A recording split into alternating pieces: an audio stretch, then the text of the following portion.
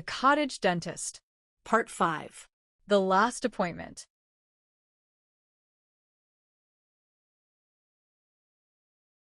The snow had stopped overnight, leaving the forest hushed and crystalline. Icicles hung like glass chimes from the eaves, and the morning light turned the frost into a shimmer of silver lace. Sarah stood by the window, sipping chamomile tea, watching a red fox pad silently across the clearing. Inside, the cottage was quiet. The tools were polished. The fire was lit, and on the mantel, the photograph of her mother smiled back at her. Flanked by Eloise's poem, the musician's guitar pick, and a tiny carved bear left by a child who once came in with a toothache and left with a story. Today's appointment was her last. Not because she was closing the cottage, but because something had shifted.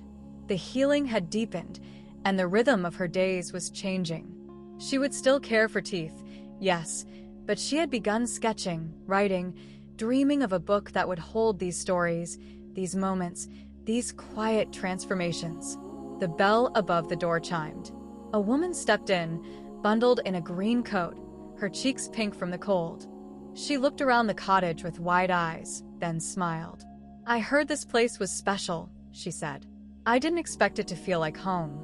Sarah welcomed her in, took her coat, and guided her to the chair.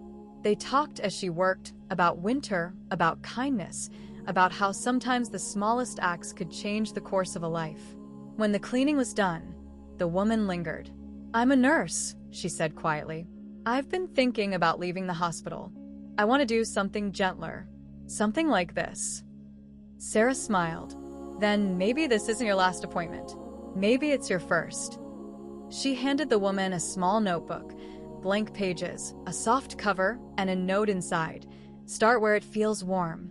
The woman left with clean teeth and a heart full of possibility. Sarah stood in the doorway, watching her disappear into the snowy woods. Then she turned back inside, sat by the fire, and opened her own notebook. She began to write. Epilogue. The cottage remained, through seasons and stories, through laughter and quiet tears. Sarah's book would one day sit on the shelf beside the photograph, the poem, the pick, and the bear. And in the forest, where snow fell like blessings, the ripple of her care continued, gentle, healing, and forever warm.